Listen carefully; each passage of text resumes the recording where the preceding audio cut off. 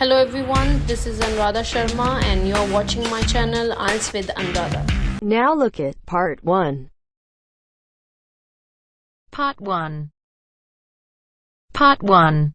You will hear part of a telephone conversation between a job seeker and a recruitment agent. First, you have some time to look at questions 1 to 6.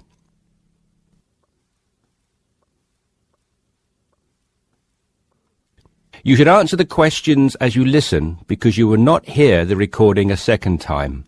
Listen carefully and answer questions 1 to 6. Yes, so that's Janet Thompson. Would you like me to spell it? If you wouldn't mind, thank you. Just the surname, please. No problem. It's Thompson. Great. Now, Janet, before we go through the openings I have here in front of me, might I just take a few more details to complete your profile on my system? Of course. What would you like to know? Well, let's start with your email address, please. OK, janthompson@hort.net. I see. Is that Jan as in Jan? No, that wasn't available. I had to make do with Jann. Here, let me spell it for you again, just to be sure. JANNTHOMPSON@hort.net. Much obliged. And could I ask, do you have your referee details to hand? Yes, what do you need? I need one work reference and one character reference from a friend or colleague. OK, for a work reference, there's Jane Foote. She's my former boss at Bermuda Girls' School, head of English. OK. My personal referee is Monica Carbody.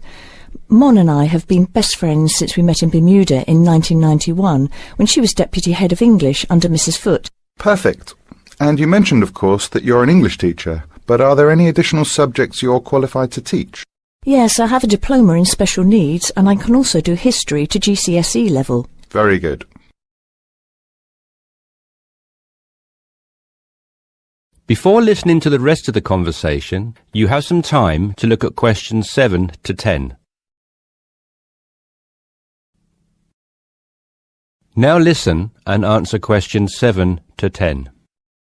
Do you think I stand a good chance of finding something? Oh, better than good. In fact, we have some positions we can offer you today. You see, it's not so difficult to find a temporary role.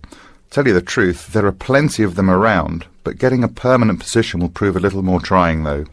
Would you be prepared to take up a position short-term? Of course, anything that pays. Excellent. Well, there are 3 positions that I can offer you right now. The first is a teacher of English in LaSalle School. I'm sure you know it, right in the city centre. Yes, near where I live, actually. Even better.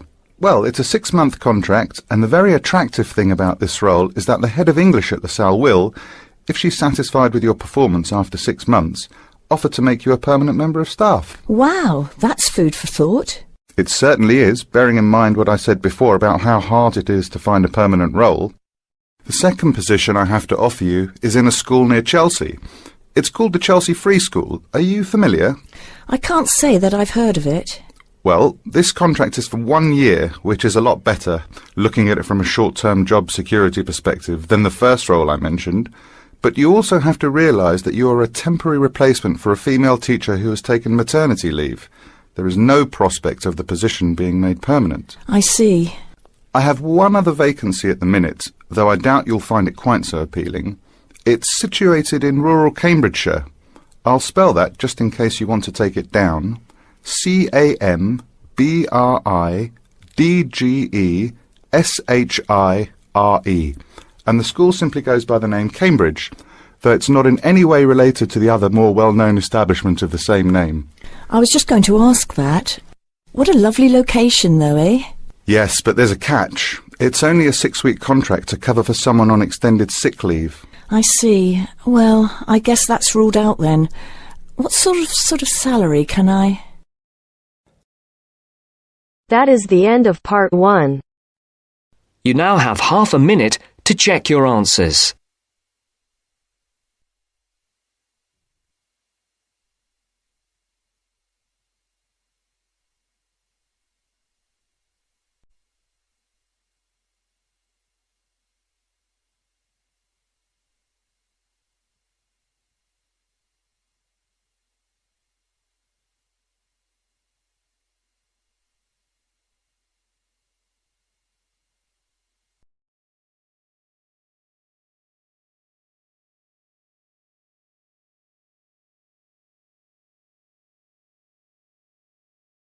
Now turns to Part 2.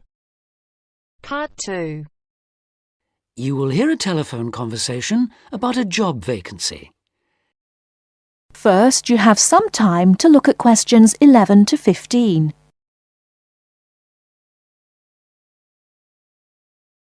Now, listen carefully and answer questions 11 to 15.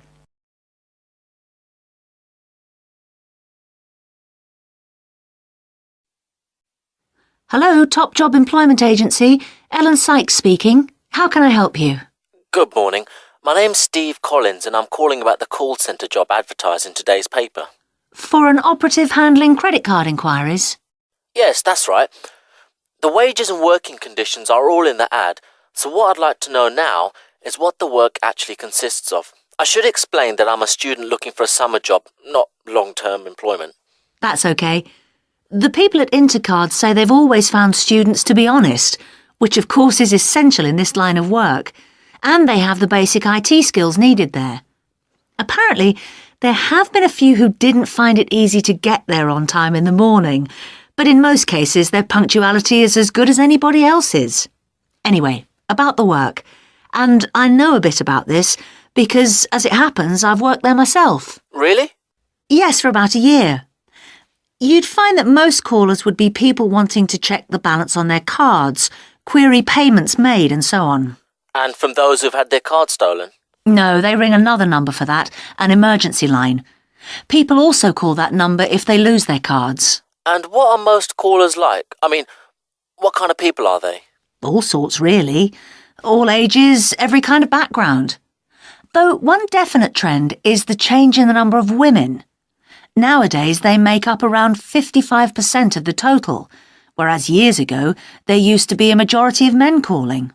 At one time, I heard, as many as 3/4 of all credit cards were actually held by men, but that must have been long before I was there. It's certainly different now. So to do this job, what sort of experience do I need? None, really. Have you got a credit card yourself? Yes, I have. Then you probably know quite a bit about them already. And as a student, you're obviously intelligent, which of course you need to be for the job. So after a day or so working with an experienced operative, I'm sure you'll have picked up enough to deal with routine inquiries, which of course most of them are. But there are bound to be questions I can't deal with, at least at first. What happens then?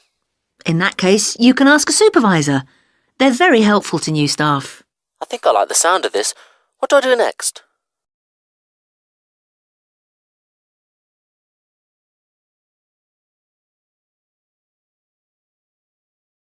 Before you hear the rest of the talk, you have some time to look at questions 16 to 20.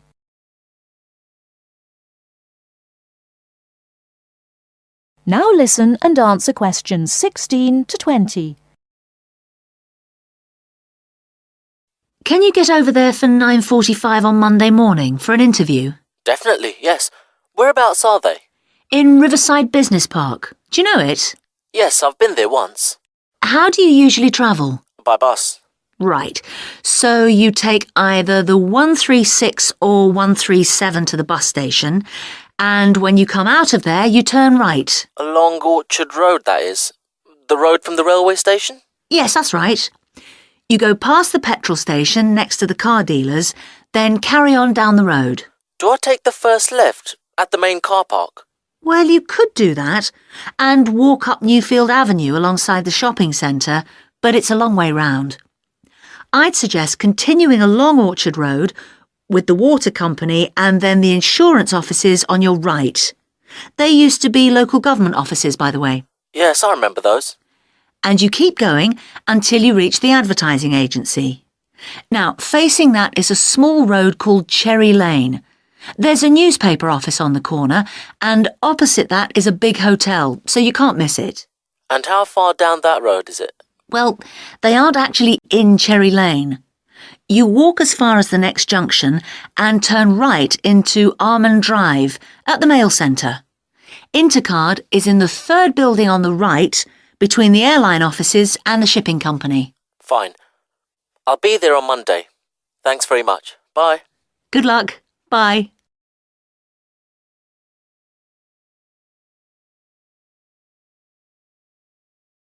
That is the end of part 2.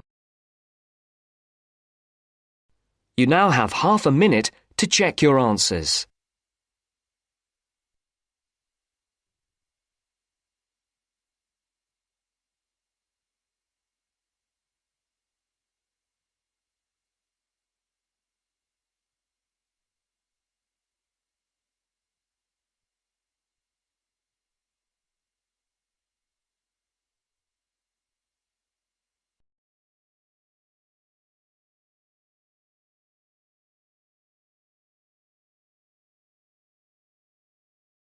Now turns to part 3. Part 3. You'll hear 2 university students discussing a social science lecture they attended. First, you have some time to look at questions 21 to 24.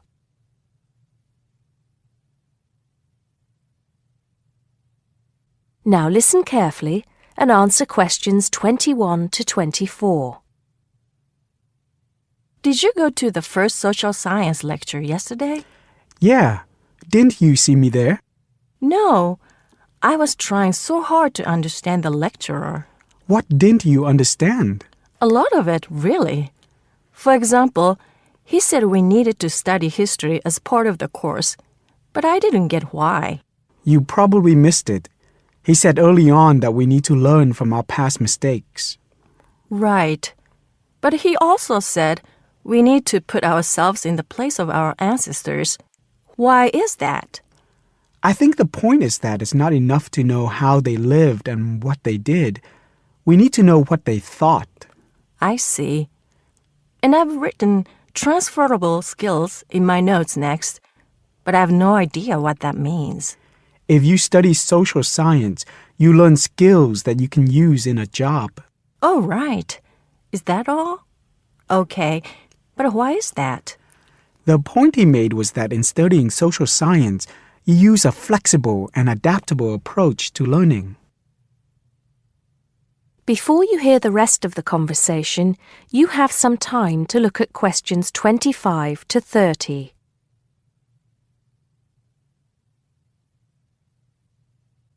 Now listen and answer questions 25 to 30. He also kept mentioning all the other subjects we will need to study as part of the course. I didn't write them all down, did you? Some of them. I think I can make sense of my notes. The first one was anthropology, which he said would cover prehistory and archaeology as well. Okay. Then there's economics. I wrote down that this was not meant to mean that we will spend all our time looking at economic theory, but more that we need to see how humans behave. That's good. I don't think I could handle economic theory. He said something about education too, didn't he? Yeah. He said we'll be looking at how cultural information is handed down from one generation to the next through teaching children. He said we'd be focusing on geography too, but I can't really remember which aspects. Can you? I noted it down, I think.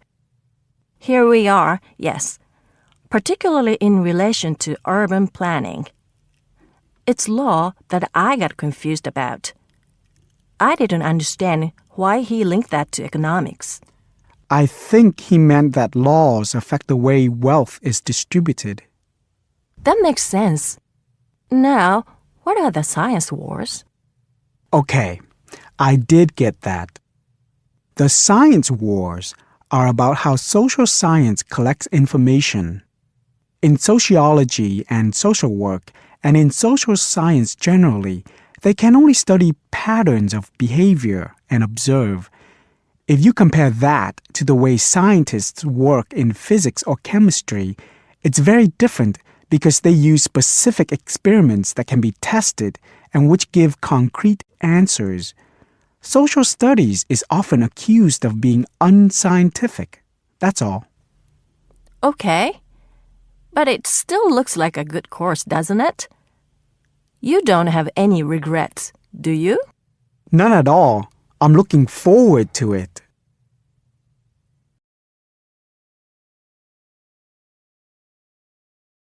That is the end of part 3. You now have half a minute to check your answers.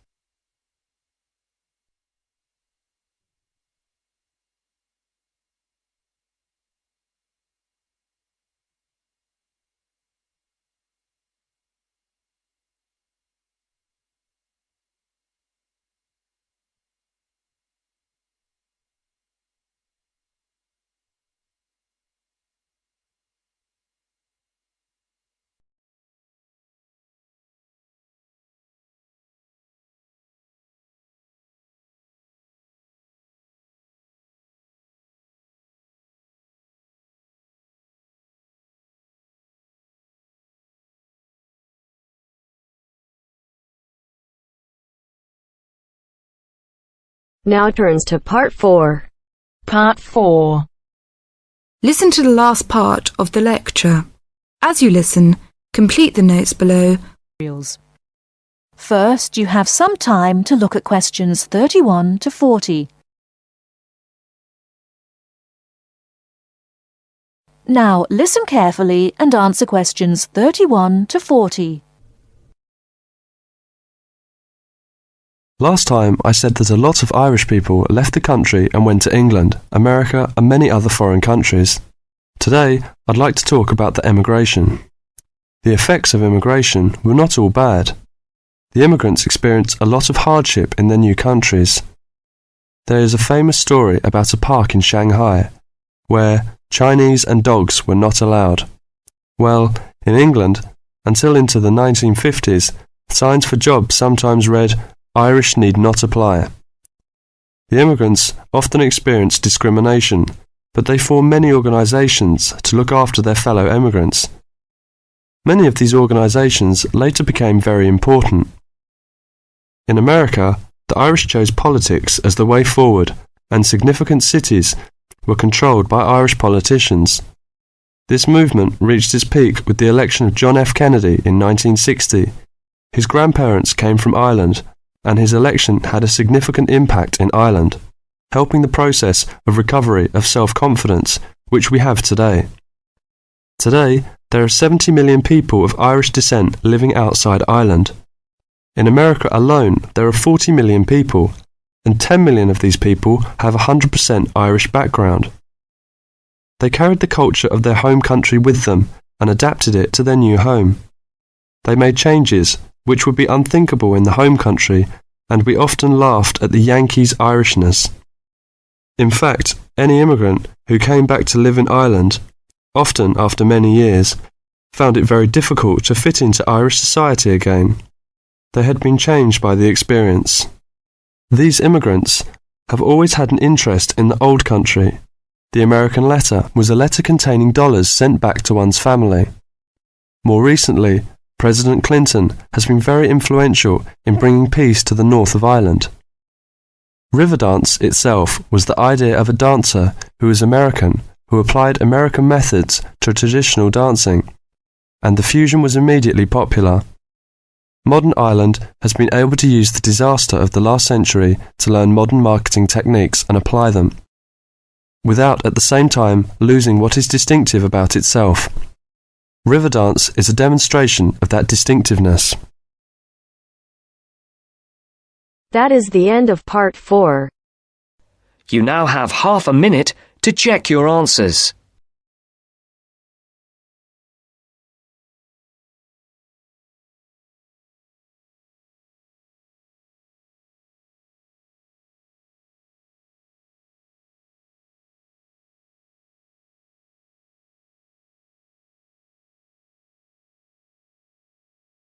Thank you for watching and stay tuned for more videos.